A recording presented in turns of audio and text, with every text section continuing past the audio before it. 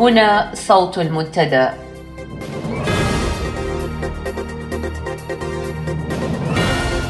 صوت المنتدى بث إذاعي يأتيكم يومي الأربعاء والسبت من كل أسبوع، ومن الساعة 8 إلى 9 مساء أيام الأربعاء، ومن 9 إلى 10 مساء أيام السبت بتوقيت إريتريا.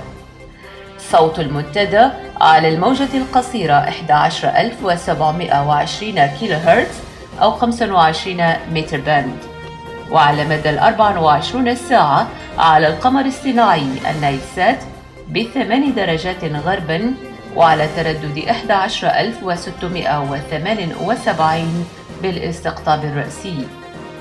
صوت المنتدى من أجل إعلام مستقل وحوار وطني بناء. صوت المنتدى. مساء الخير وأهلا ومرحبا بكم أعزائي المستمعين في ساعة جديدة من صوت المنتدى. أحييكم في هذا المساء السبت 22 من فبراير، ومعكم أمال علي وزميلي صلاح الزين ويوسف بوليسي عبر ساعة من الزمن.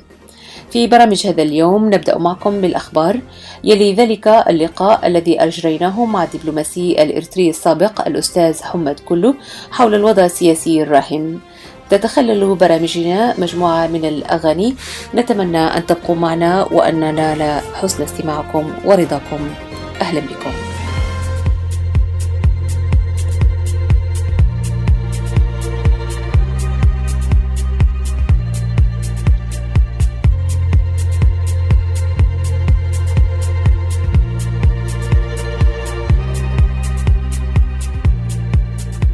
كبر ودي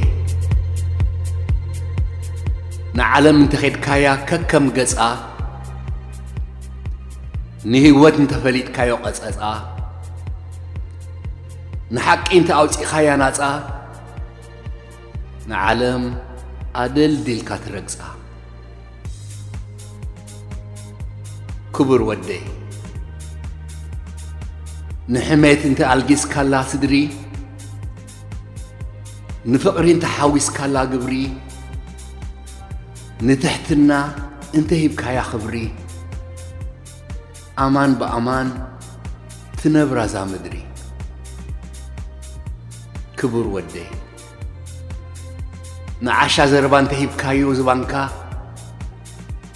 نلبونا انت وسيح كالو طببكا، نمسمع انت جيركايو قراتكا، اب جنة تسفر كل خبدوكا. كبر ودي نبدل انت فليت كايو خبدتو، نرسحات انت قليت كايو لهمتو، نسألام تسجير كايو درتو، نسخات حقوس انا بخافتو. كبر ودي نحاسوت انت حاليخ كايا اقرا، نافكان تلقم كايا خنفرا، نعلم تهيب كايا حبرا.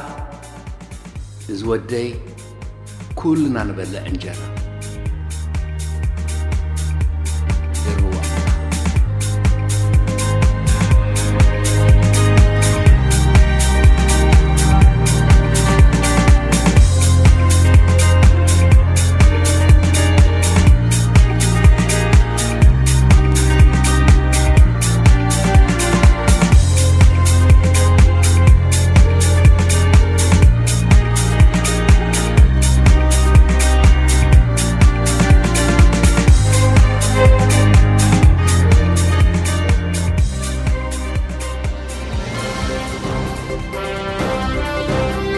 هنا صوت المنتدى.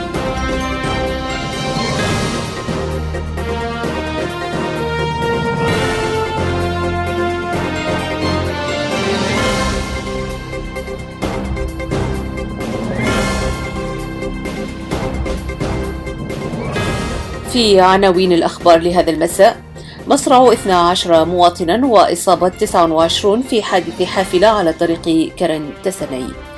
يماني جبرآب يؤكد أن لا تعددية حزبية ويزعم أن اللجوء ظاهرة مسيسة. الروائي الإريتري حاج جابر في مهرجان جائزة الطيب صالح.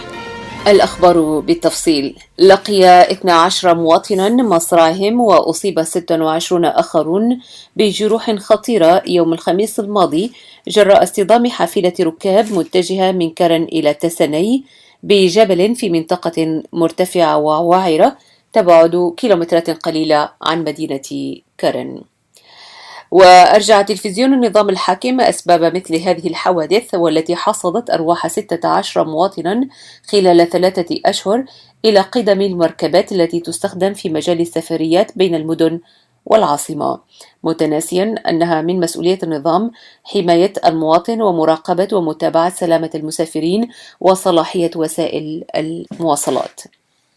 ونعزي في صوت المنتدى أسر ضحايا الحادث المؤسف، داعين الله أن يتغمدهم بواسع رحمته ويعجل بشفاء المصابين.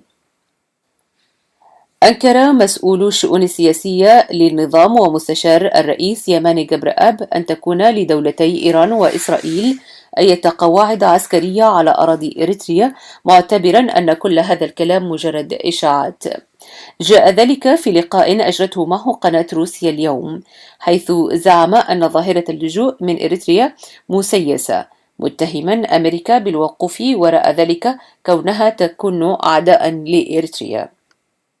وأضاف يماني جبرآب أن إريتريا تقدمت بطلب إلى الأمم المتحدة لإجراء تحقيق مستقل ونزيه، وأنه طلب من وزير الخارجية الروسي سيرجي لافروف مساندة موسكو بشأن هذا المطلب في مجلس الأمن الدولي. وأفسح يماني عن نية نظامه في الاستمرار بالحكم الشمولي المستبد، قائلا إنه لا مجال في بلاده للتعددية الحزبية حاليا، ذلك أن الدولة حديثة والتعددية تحتاج إلى دراسة وبحث عميق. في إطار فعاليات مهرجان جائزة الطيب صالح للإبداع والمنعقدة في العاصمة السودانية الخرطوم، قدم الروائي والصحفي الإريتري حجي جابر يوم الخميس الماضي شهاداته ضمن عدد من الروائيين، مستعرضا بداياته في عالم الرواية. وبين جابر أن روايتيه سمرويت ومرسى فاطمة تعبران عن أجيال شتات، وحكى عن بدايته في مدينة جدة السعودية التي هاجر إليها مع أسرته من مصوع بسبب الحرب، وأكد أنه كسائر أبناء جيله من الإريتريين يتشظى بين وطنين، وقد بدأ التعرف على وطنه الأول مؤخرا. ومضى جابر في القول أن زيارته الأولى لإريتريا قد حركت فيه الحس الروائي، فكانت سمرويت الرواية التي صدرت في عام 2012 ونالت جائزة الشارقة للإبداع العربي، ثم رواية مرسى فاطمة. من جهة أخرى وفي نفس المجال، نال الروائي الإريتري السوداني حامد إدريس الناظر يوم الأربعاء الماضي جائزة الشارقة للإبداع العربي الإصدار الأول في دورتها 14 عن روايته فريح مرر، وهي نفس الجائزة التي نالها حجي جابر من قبل.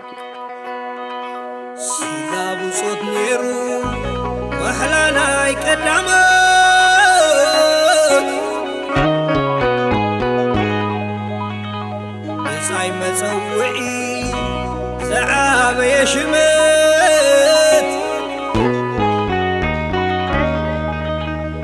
بزيد رار إلي نازلت كدلي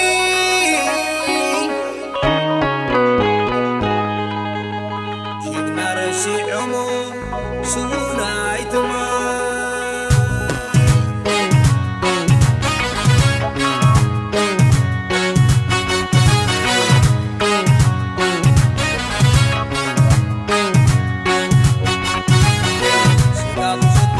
محلانا قدامون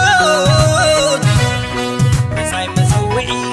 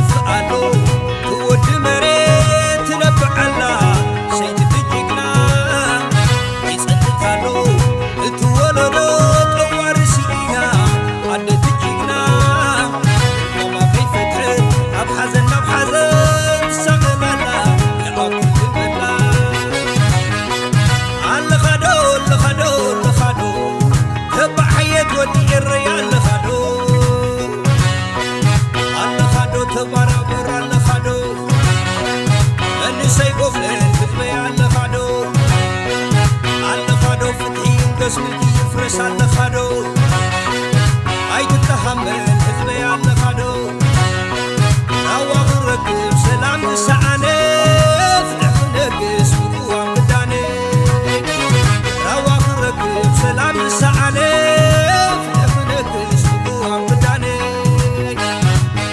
هي تقادعنا كلنا بحدي وموتسع سبوم هيا معري هي شفتانا تسمع بلا بلا وري أصلا ما يكستانا حيات ودي إري عدنتي حيلي تريد النعري عدنتي والسلام عدنتي وفقري عدنتي وحيلي تريد النعري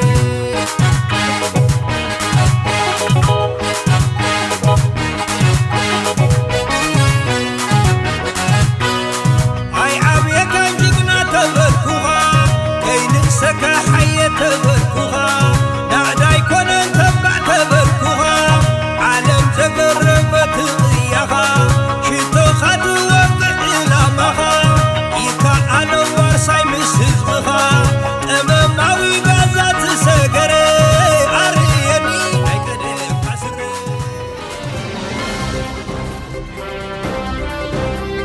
هنا صوت المنتدى.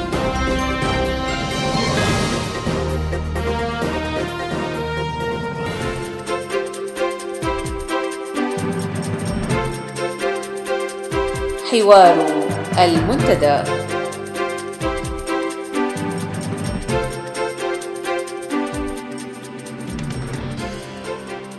مساء الخير أعزائي المستمعين، أرحب بكم الآن في هذا الحوار الذي نلتقي فيه بالدبلوماسي السابق والناشط السياسي الأستاذ حمد كلو، حيث نحاوره اليوم في العديد من المواضيع السياسية داخل وخارج إريتريا.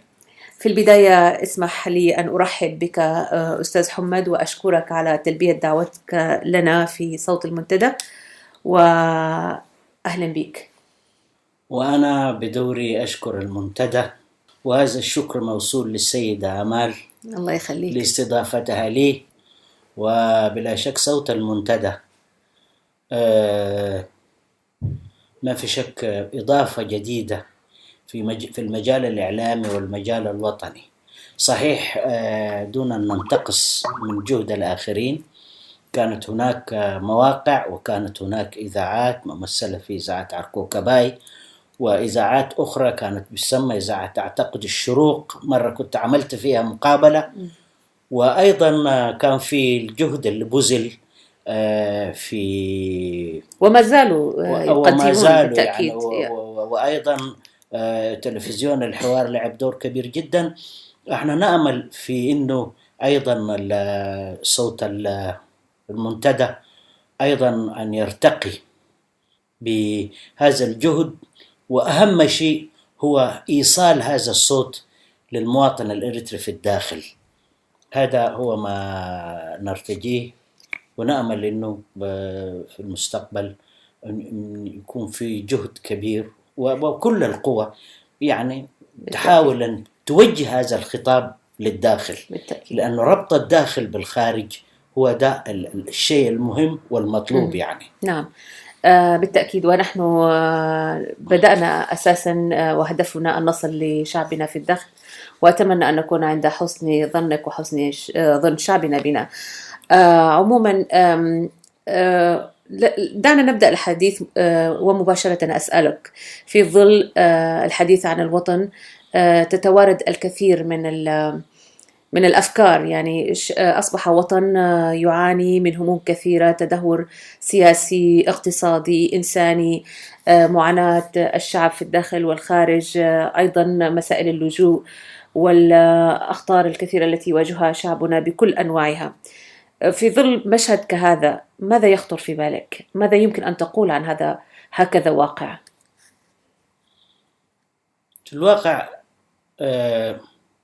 أولا يجب أن نصل إلى نتيجة واحدة، وهي النظام في إريتريا. والآن إحنا في شهر 2، وبعد شهرين 3 حيكون مر على النظام هذا 23 سنة. 23 سنة من المعاناة. هذا النظام فشل. أولا يجب أن نؤكد وأثبت أنه النظام هو نظام غير شرعي وغير مقبول. ثانيا معاناة برزت، يعني أزمات اقتصادية في الداخل، الأزمات ممثلة في كل شيء، في مجال الطب، حتى في مجال التعليم، في النواحي المعيشية، ما في شك. في مجال التعليم أصبح المواطن غريب في بلده، زايد إنه هذا النظام هو نظام جبان، وكل من قال لا أدخله السجون، لا يسمح لأحد أن يقول كلمة. وهذا النظام أصبح عالة المجتمع وأصيب بعمي البصيرة. الكلام اللي قالوا يوميها إنه الناس اللي بيفكروا في الديمقراطية هم ساكنين في القمر، أو الكلام اللي من النوع ده هو نوع من الخرف وحتى استخفاف. يعني مستشاره اللي كان مشى لموسكو وتكلم الكلام هذا واضح. أولا النظام، أي نظام بيستند في قوته على المخابرات وعلى الأمن وعلى القمع وعلى السجن، هذا في الأصل نظام ضعيف.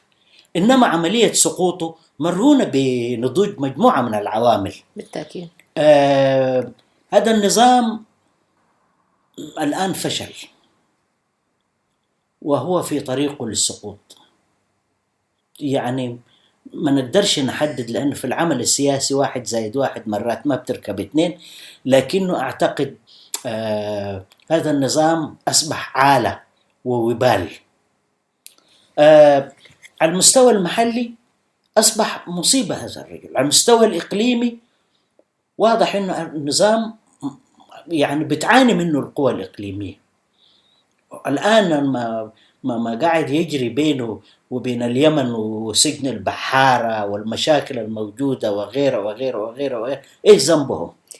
طيب، في ظل هذا ورغم كل هذه العوامل من تدهور داخلي، وأيضا في عزلة رغم إنكار النظام أنه في عزلة وكأنه اختار أن يكون هكذا، رغم كل هذه العوامل الموجودة في الداخل، ما زال هناك الكثيرين يعني يشترون هذه البضاعة الفاسدة إذا صح القول، بأنه نظام يعتمد على نفسه ويعمل يسعى في عملية البناء والتعمير، وأن هذا بناء الدولة الحديثة يحتاج إلى مدة من الوقت 20 عاما أو أكثر لا تكفي لتأسيس دولة. فبالتالي حتى إنكاره للتعددية والديمقراطية من منطلقه كما يراه رئيس النظام السياسي الأفريقي أنه شيء بعيد عن الواقع. نحن ما زلنا في طور تأسيس البنية التحتية للمجتمع وللدولة الإريترية. كيف ترى ذلك؟ يعني مضحكة، يعني بعد 22 أو احنا مقبلين على 23 سنة ما زال النظام ده بيتكلم عن البنية التحتية. أنا قبل شهرين في الحديث اللي أجراه مع وسائل الإعلام أنا رديت فيه قراءة مغلوطة لحاكم إريتريا وفندت فيه كل الأشياء الموجودة، وكان نزل في الإنترنت. واضح إنه هذا النظام فشل في كل شيء، ولن ينتظر منه شيء. وبعدين بلا خجل، يعني أنا لما سمعت إذاعة موسكو ويمانة قبرآب هذا المستشار بتاعته يقول، فالحقيقة استغربت، إذا لم تستحي فافعل ما تشاء. بيقول إنه النظام ما انعزالي، النظام انعزال تام على المستوى الإقليمي. الرئة الوحيدة اللي بيتنفس عبرها هو السودان. ورينا مشى وين؟ مشى لموسكو الآن. يعني موسكو هتعمل له إيه؟ على المستوى الإقليمي لا، علاقته فاشلة مع روسيا نفسها تعاني من عزلة دولية وتبحث عن دور كما يقال. أيوة. وبعدينك من الأشياء اللي أنا بستغرب فيها وأبدأ بها، يمانة قبرآب وسيد نعمته اللي كان يرفض في يوم من الأيام اللغة العربية، الآن يمانة قبرآب بيتكلم العربية وكأنه يناقض نفسه. يعني يتكلم عن تطوير بنية تحتية بعد 22 سنة. يقول الحقيقة لسه إحنا في طور انه نبني نعمل بنية تحتية. من اين تعمل بنية تحتية اذا كان كل الموارد اللي جات اشتروا بها السلاح، وتوسعت وتمددت الأجهزة الأمنية والمخابرات والصرف عليها والصرف لتقوية نظامه. يعني إيه اللي ينتظر منه؟ نعم. وبالناحية تانية ينكر وجود معارضة، يقول لا توجد معارضة. هذا يا مالك أبراهيم. الحقيقة أنا بسأل سؤال، وحتى سيد نعمته قال الذين يفكرون إذا كان في عايزين ديمقراطية دي الناس عايشين في القمر أو غيره.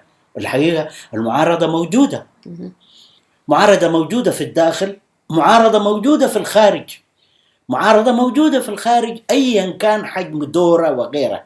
لكن كمان ما ممكن ينكر إنه ما في معارضة في الداخل. هذه المعارضة عبرت عن نفسها، عبرت في يوم 20 سنة 1993، عبرت عن نفسها في 94 شهر 7، عبرت عن نفسها في 21 في سنة 2001، عبرت عن نفسها في 21 يناير. وما زال الشارع الإريتري الآن يتحدث. لا يمكن أبدا الحركة بتاعت 21 يناير لها زيولة. بالتأكيد. وهنا أستاذ حمد، كما قلت هناك معارضة في الداخل تجلت في كذا تحرك خلال فترة حكم سياس أفورقي رغم إنكاره لها، ودليل على ذلك السجون المليئة بالآلاف المؤلفة من الوطنيين الإريتريين ومن أبناء شعبنا، يعتقلون كونهم سياسيون يريدون الإصلاح، يعتقلون كونهم صحفيون ينطقون بالكلام الذي ينتقد سياسات غير صحيحة، ويرمون في السجون دون محاكمات. هناك من يعتقل فقط لأن معتقده لا ترضى عنه هذه الحكومة. رغم كل هذا والتحرك الدولي، لماذا لم يستطع هذا العالم أو أي شيء أن يحرك أو يوقف هذه الممارسات حتى الآن برأيك؟ شوفي، يعني خلينا نضيف حاجة واحدة. الهروب بتاعت الشباب للخارج وغيره هو أولا تعبير عن رفض، عن حالة بتاعت سموها خدمة وطنية، هو نوع من الاستعباد، نوع من العبودية. العبودية معناها شنو؟ أن تستعبد شخص، أن تخليه سخرة يشتغل. وحكاية اتهام أمريكا دي الحقيقة يعني مضحكة، يضحك على مين؟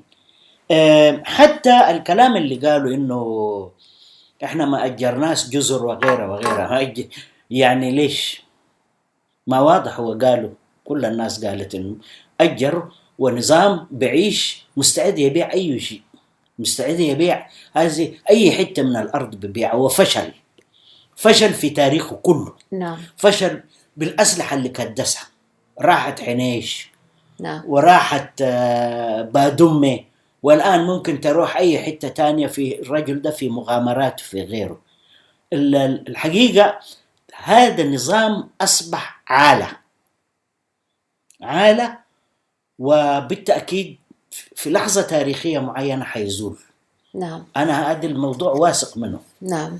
أيوه. طيب، إذا أعطينا هامش للرأي الآخر، لا نفترض أن هناك من يقول بأن هذا النظام يتصرف على هذا الشكل دفاعا عن ما يهدد الأمن القومي لإريتريا من عدة نواحي جارتها إثيوبيا، من تيارات أخرى مخربة وغير ذلك. كل ما يفعله أنه يحمي هذا البلد، وأنه حريص على هذا البلد، وأنه يؤسس فعلا للدولة.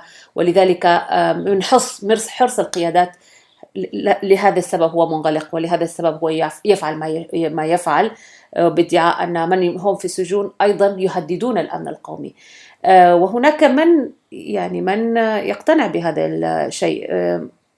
ما شوفي للتاريخ هذا؟ احنا اقول لك حاجه للتاريخ. اولا من يؤمنون بهذه الاطروحات بتاعت النظام، اولا هم قله، اما نوعين: اما نوع مستفيد من هذا النظام واستمراره، واما هدول جاهلين ما يعرفوش.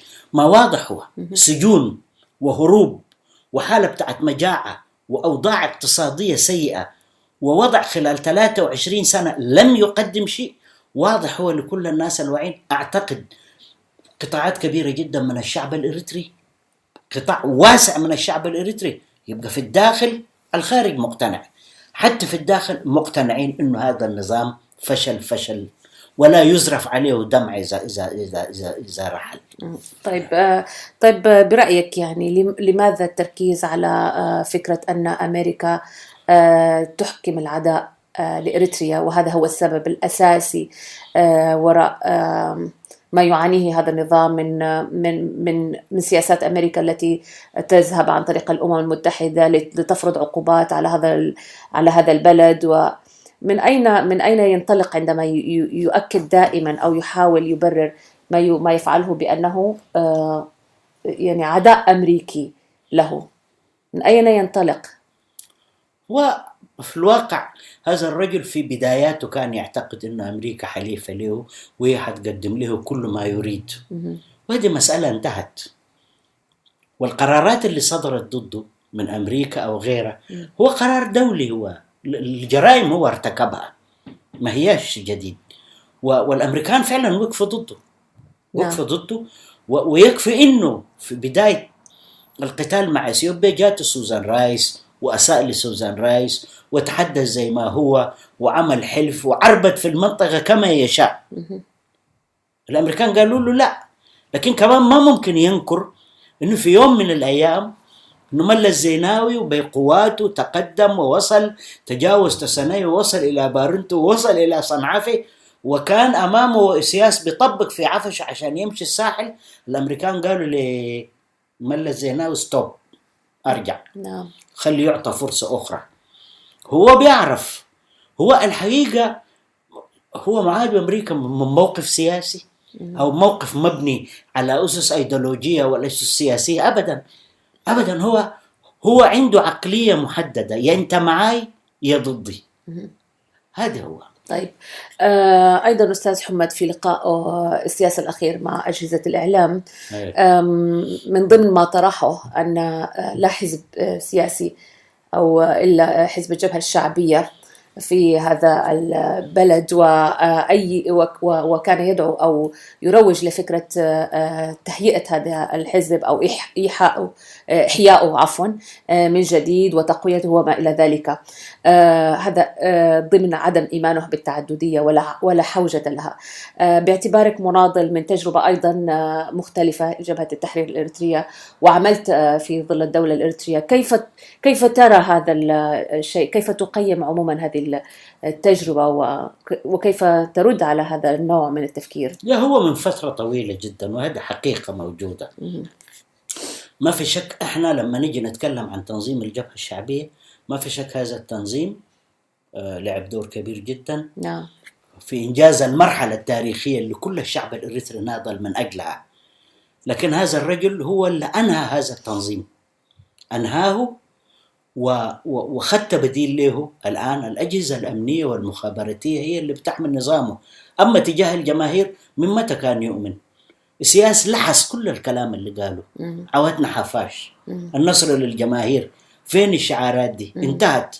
هو الآن بيبحث عن مجموعات مصفقة له، وده أقلية هي. وأي نظام دكتاتوري حتى لو مكروه بتكون في قلة معينة موجودة بالتأكيد. يعني شاوشيسكو كان عنده، القذافي كان عنده مجتمعين وغيره، لكنه النظام الآن بيبحث عن بيعيش حالة بتاع التوهان، طبعا ما حدش مقتنع به. نعم. سنأخذ فاصل ونواصل معك في حوارنا، وقبل أن نخرج إلى الفاصل قلت لي أنك ترغب في سماع أغنية محددة، وهي أغنية للفنان وردي، لحظة من وثني. لو لحظة من وثني يعني تغسل عني حزني، تحملني ترجعني إلى عيون وطني. لماذا شاعر عظيم وفنان مبدع ارتقى بنا بذاك الذوق، لأنها تعبر تعبير صحيح عن حالة بتاعت الإحساس بالوطن. يعني هذا هو. عن إحساسك أيضا في بالتأكيد وشوقك لهذا الوطن. بالتأكيد، لأنه وردي هو ابن جيلنا وعبر عننا. بالتأكيد. يبقى إذا كان غنى للسودان أو غنى لإريتريا، المهم هو غنى للشعوب في المنطقة. بالتأكيد بالتأكيد. إذا مع وردي ونعود في حوارنا معك. شكرا.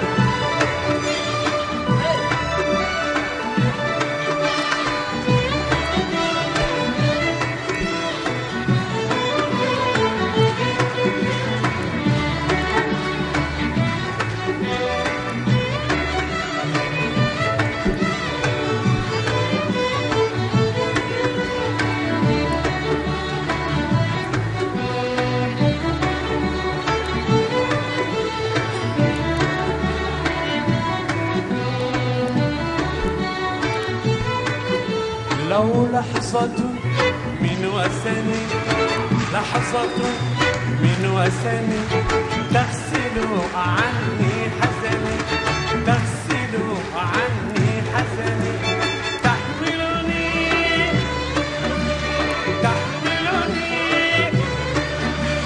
إلى عيون وطني يا وطني يا وطني.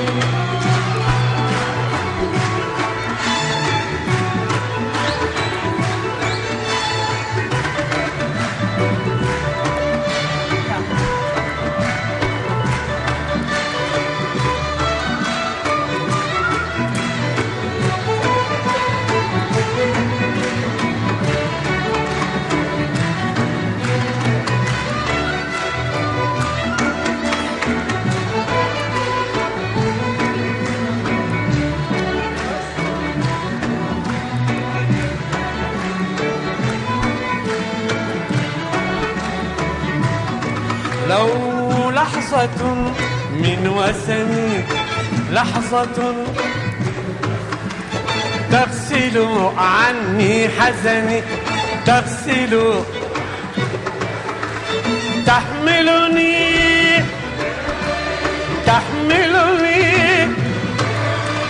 إلى عيون وطني يا وطني يا وطني.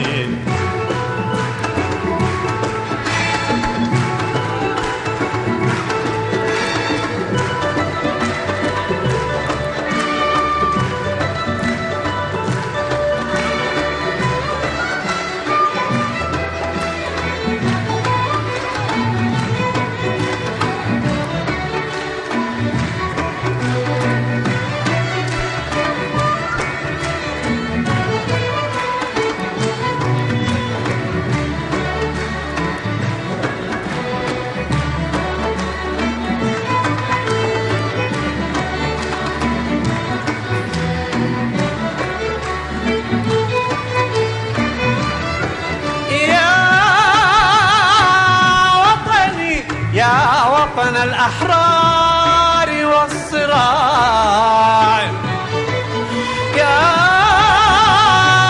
وطني يا وطن الأحرار والصراع. الشمس في السماء كشراع، الشمس في السماء كشراع، تعانق الحقول والمراعي وأوجه العمال والزراع. يا وطني لو لحظة، لو تغسل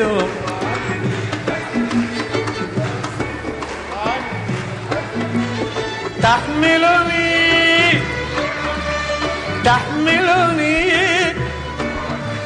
إلى عيون وطني يا وطني يا وطني. أرحب بك مجددا أستاذ حمد في هذا اللقاء، وكنا نتحدث عن ماهية النظام والوضع السياسي في إريتريا. إذا تطرقنا في محور آخر في المشهد السياسي، هناك المعارضة أو الحراك المعارض سياسيا لهذا النظام، وهو حراك مضى عليه سنوات وعقود طويلة جدا، وأضيفت إليه تيارات كثيرة ومتنوعة وغير ذلك. لكن نلاحظ بعد تحرك 21 يناير أصبح الحراك السياسي أكثر يعني جدلية وخصوبة برأيي أنا. كيف تراه أنت يعني؟ ما الذي أضافته حركة 21 يناير على المشهد السياسي في حراكه المعارض؟ هو في الفترة اللي فاتت، أولا أنا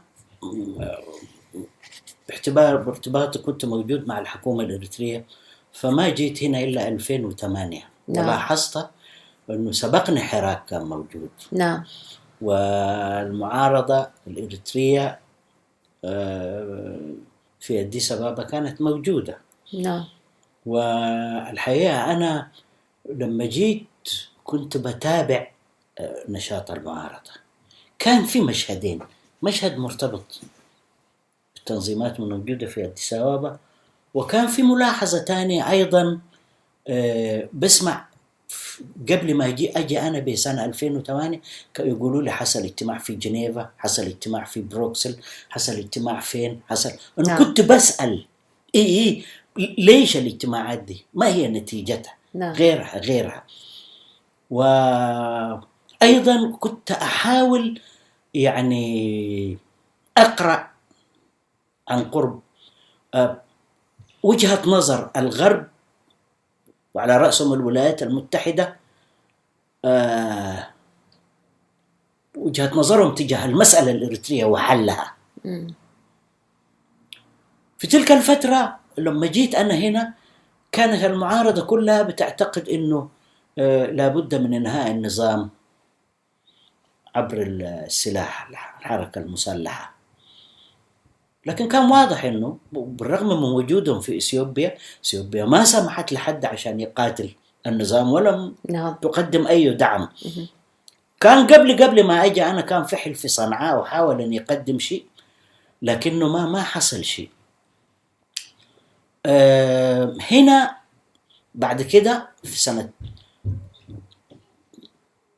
2009 2010 برزت بعض الأشياء أو بعض الظواهر ما سموها بالتغيير الديمقراطي اللي والشعارات اللي رفعت، لكن بعد ذاك ظهرت أشياء ما صحيحة. يعني ظهرت أشياء بتاع قوميات وحق تقرير المصير ومش عارف إيه. وهنا أنا ومعي بعض الأصدقاء وبعض الإخوان رفضنا هذا التوجه الإثيوبي.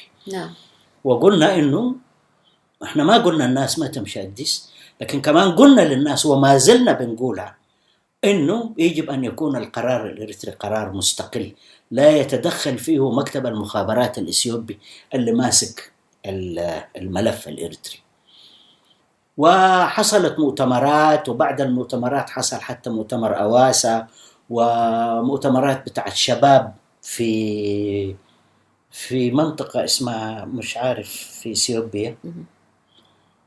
والحال بهذا الشكل استمر، لكن كان واضح يقولوا مؤتمر بتاع مثقفين، مؤتمر مش عارف ايه، مرة بتاع ايه، والناس بتمشي. طب مين يعمل الورقة هذه؟ الناس ماشية ليه؟ ده كان طبيعة الخلاف موجود. وبعد ذاك حصل المؤتمر بتاع أواسا وظهر مجلس وطني وظهر قصاده التحالف الوطني. كان واضح انه احنا عدد، يعني انا ما بقول لك التنظيم كبير ولا مش عارف ايه لكن في اطار المنسقيه للقوى الوطنيه والديمقراطيه رفضنا هذا التوجه، وقلنا انه القرار الإريتري يجب ان يكون مستقل. بس احنا ما قلناش الناس ما تمشي أديس أبابا، عايز تمشي أديس أبابا هي حرة. هل هذا ينطلق ما انه هناك مخاوف من عدم استقلاليه القرار اذا كانت الارضيه هي اثيوبيا مثلا؟ هل هي حقيقية؟ لا، احنا كنا اصلا مع استقلالية القرار الإريتري. نعم. الشيء الثاني، هذه المعارضة لم يفتح الله عليها اي شيء بأنها فتحت حتى مسألة انه اثيوبيا بتحتل ارض إريتريا اللي هي بادومي، لم يفتح عليها الله بانه تكلمت شيء. وإلى أن في فترات لاحقة طبعا صاحب ذاك المشروع اللي كان بينظر له ومات، يعني رئيس الوزراء الإثيوبي. وخلافنا معه كان خلافنا في مواقفه وفي رؤاه الملتبسة والطرح بتاعته اللي هو بيعمله. وفي النهاية الآن بنسمع إنه في تحرك، وإنه حكاية التحالف وحكاية المجلس الوطني وكده عايزين قالوا يعملوا له مظلة. أوكي، لكنه على الجميع أن يعرف إنه يجب أن يكون في استقلال للقرار الإريتري. نعم. ده ناحية. نعم. في ناحية تانية أنا أحب أتكلم فيها، وإلى أن الآن برز أيضا الآن ما يسمى الآن بالمنتدى. نعم. والحقيقة أنا يوم 12 في الحلقة الخامسة هي ولا إيش مش عارف، سمعت البرنامج السياسي. نعم. ومن فترة طويلة جدا يعني قريب لنا شهر ولا شهرين بنسمع إنه بتحصل اجتماعات، لكن ما دعينا لها، ما نوقشنا. سمعت إنه جاء واحد اسمه سفاو، وسمعنا إنه جاء عند برهان. كنا نتمنى وعملوا هنا مؤتمرهم الصحفي وأعلنوا، ومن حقهم هم، هذا حق.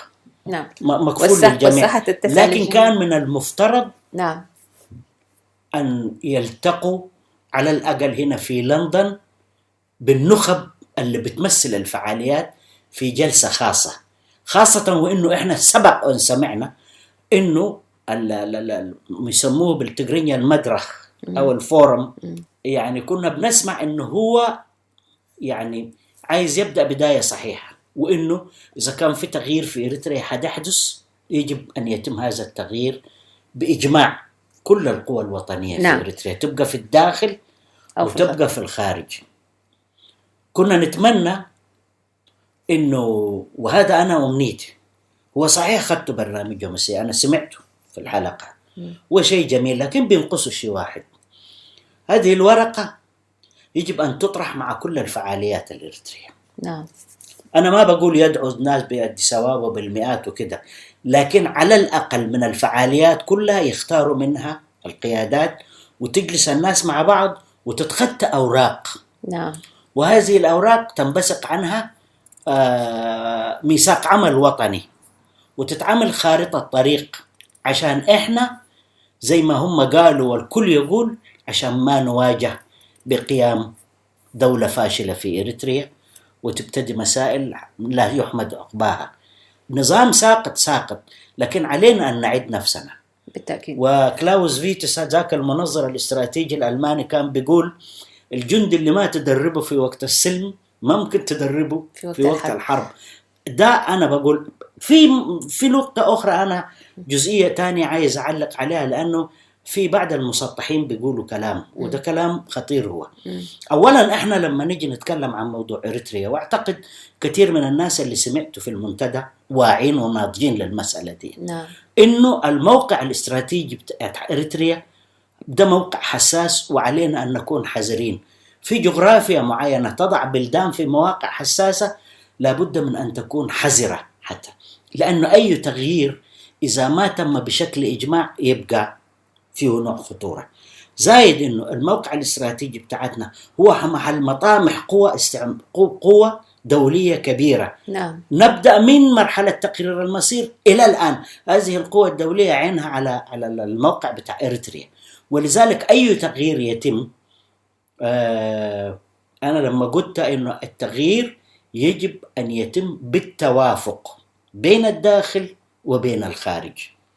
الداخل قد يكون عنده قدرة التغيير، لكن القدرة بتاعت التغيير دي إذا ما تم توافق مع الخارج بشكل استراتيجي ما كان ممكن يحصل. عشان كده أنا ما زلت بكرر إنه الداخل والخارج يبقى أن يكون في حالة بتاع التنسيق وحالة بتاع التناغم لإحداث تغيير يجنبنا كثير من المشاكل بالوفاق والاتفاق. نعم. وضع خارطة سياسية لكل القوى أو الفعاليات الإريترية، ومعها خارطة طريق تبين مرحلة ما قبل السقوط مرحلة بعد السقوط واللي هي تعتبر مرحلة انتقالية. المرحلة ما بعد الانتقالية كل هذه يجب أن تكون القوة أو الفعاليات الإريترية كلها يجب أن تكون واعية لهذه المسألة ومشاركة فيها ومناقشة. مش بالضرورة يتحدوا، لكن بالضرورة أن يلتقوا ويتوافقوا بالتأكيد، ويكون في من شراكة بتاعت رؤية. عموما أنت أجبت على سؤالي الذي كنت طرحته قبل قليل، وهو التغيير الذي أحدثته حركة 21 يناير وفتحت بحدية أو بشكل أوضح لفكرة التغيير من الداخل في ظل المعارضة. جانب آخر ومهم جدا باعتبارك مراقب للمشهد السياسي والإنساني هو موضوع اللجوء واللاجئين الإريتريين ومعاناة هذا الشباب، سواء في معسكرات اللجوء في السودان، في إسرائيل، من يخاطرون بأرواحهم الشابة في طرق جدا خطرة وغير ذلك. ماذا تقول يعني كيف تصور هذا الوضع؟ اللجوء في السودان، هناك نقص في تعاون مفوضية اللاجئين في السودان، الأوضاع في إثيوبيا، معاناة أطفال ونساء.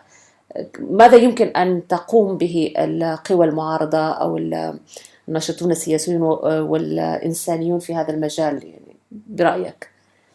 شوفي، في مسألة أنا يعني خلينا نبقى واضحين فيها. يعني عملية بتاعت هروب موجودة باستمرار. نعم. والهروب هو معناه هروب ناس يمشوا الخارج عشان من الخارج يبتدوا يدعموا أسرهم في الداخل نتيجة للحالة بتاعت الاقتصادية المزرية. لكن كمان تحميل خروجهم للمعارضة هي عملت لهم إيه؟ هي المعارضة نفسها في وضع في مأزق. يعني السودان عنده موقف واضح، عنده موقف متحالف مع النظام الإريتري. إثيوبيا لا تسمح، وهذا ما سمعته وبكل أسف ما عايز أذكر اسمه، لكن شخصية كبيرة جدا وموجود إثيوبيا لا إريتري، موجود من ناس جماعة أواسا ديل من ناس المجلس الوطني، رجل كبير، قال لا يسمح لنا إلا بتصريح. يعني الإريتريين اللي ماتوا واللي قتلوا في المعسكرات عشان يمشوا مشوا بتصريح. إثيوبيا ما تسمح، بل بالعكس في سماسرة يجوا للمعسكرات تاع الإريتريين عشان يهربوهم ويبيعوا ويشتروا فيهم. فالمعارضة هي نفسها في وضع محرج يعني. لكن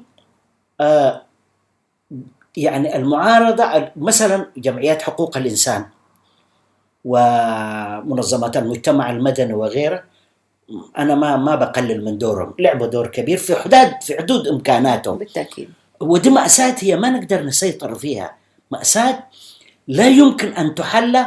يعني في الحادثة بتاع لامبيدوزا كان واضح حتى بعد الأوروبيين لما بدوا يتكلموا عن إيطاليا وإنه إيطاليا كانت تتفرج وكده نعم. وبعد الأوروبيين وبعد الفرنسيين قالوا إيطاليا تتحمل المسؤولية وكده وكده وكده وعلينا. ولكن البابا فرانسيس قال كلام بتاع الضمير، قال دي مسألة أزمة إنسانية. نعم. هذه مأساة هي. أكيد. فأوروبا ما في شك هذه العملية بتاع لامبيدوزا أثرت تأثير كبير جدا.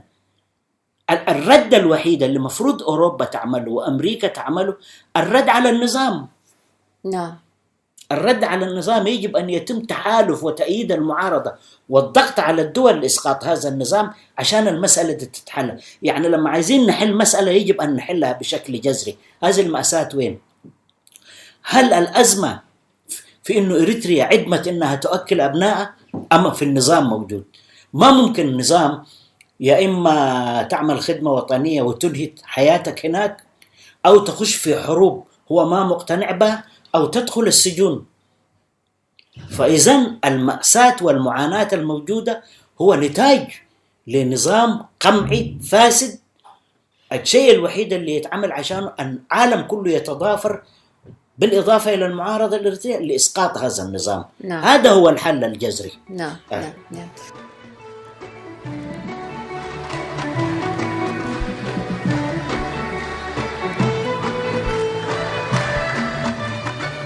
أصبح الصبح كأن الزمن الماضي على الماء نقوش. أصبح الصبح كأن الزمن الماضي على الماء نقوش. فارفعي راية أكتوبر فالثورة ما زالت تعيش. أصبح الصبح كأن الزمن الماضي على الماء نقوش. إذا تطرقنا إلى معظم المحاور التي كنت أود أن أتحدث فيها معك، وأشكر لك خصوبة هذا الحوار، وهو نتاج خبرة طويلة بالتأكيد في العمل السياسي. وسأترك لك الكلمة الأخيرة، إذا هناك إضافة أو أي توصية أو أمنية حتى على المشهد السياسي، فلك المجال. أنا يعني أمنيتي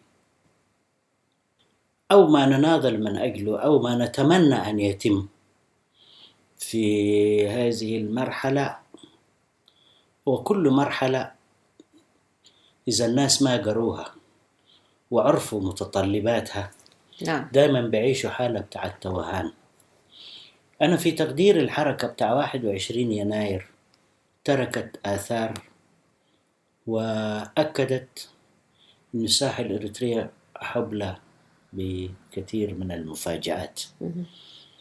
ما أخشاه أنه في داخل إريتريا قد تكون في قوة وطنية وقد تبادر بعمل شيء دون التنسيق. وإحنا الحياة في عالم ثالث، يعني مش في عالم منظم ومبرمج يعني.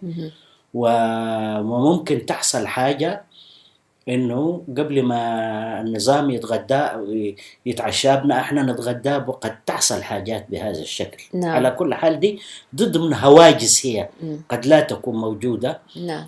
لكن أنا عموما أتمنى وبشكل أسرع أن تلتقي كل الفعاليات الإريترية أيا كان نوعها. نعم. دون أن نقلل من قيمة الآخرين أو نتكلم على بعضنا البعض. الناس تجلس مع بعض، واعتقد الحراك الإريتري أو الحركة الإريترية أو الفعاليات الإريترية وصلت الآن مستوى من النضج بحيث أنه قادرة أن تصل لأي حل أقرب للطرح الموضوعي، بمعنى أنه الناس تجلس مع بعض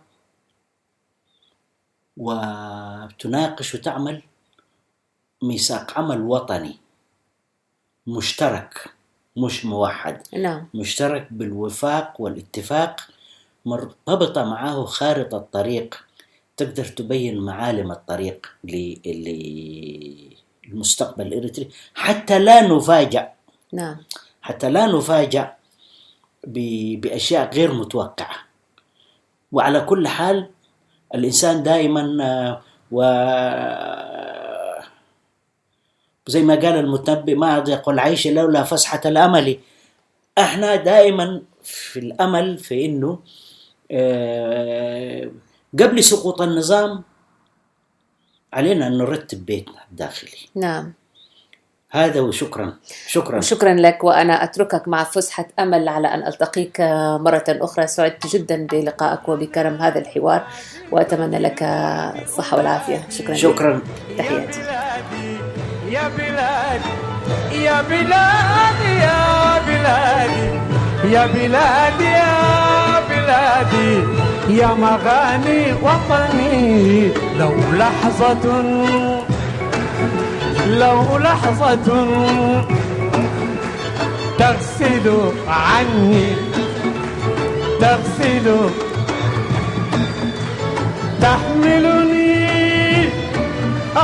تحملني إلى عيون وطني يا وطني يا وطني.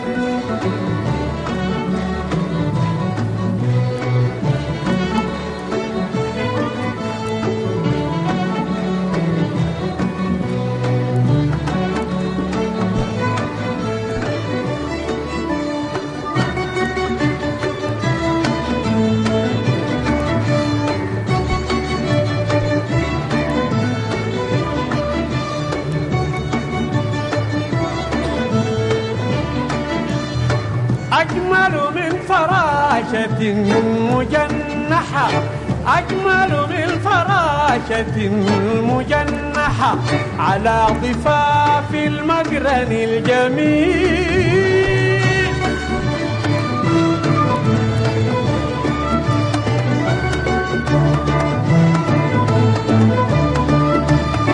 أجمل من فراشة مجنحة، أجمل من فراشة مجنحة على ضفاف المقرن الجميل.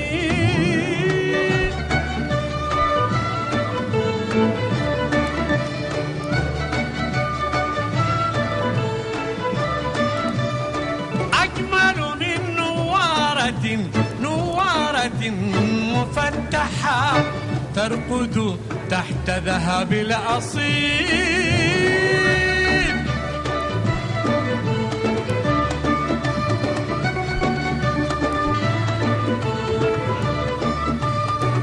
أجمل من رائحة النضال لم أشم رائحة، أجمل من رائحة النضال لم أشم رائحة في صبحك الجليل يا فخر هذا الجيل، فخر هذا الجيل يا وطني. لحظة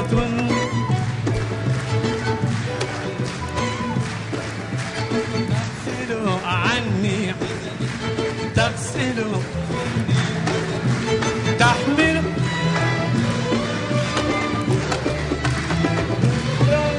إلى عيون وطني يا وطني.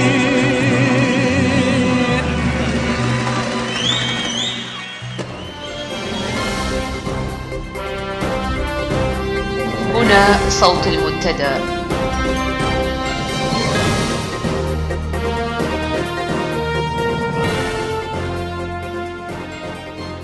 وبهذا نأتي إلى ختام فقرات ساعة هذا المساء. أعزائي المستمعين، نتمنى أن تكون فقراتنا إلى مستوى رضاكم عنا. إلى أن ألتقيكم مجددا، أنا أمال علي وزميلي صلاح الزين ويوسف بوليسي وفريق العمل في الأسبوع القادم. ابقوا بخير وإلى اللقاء.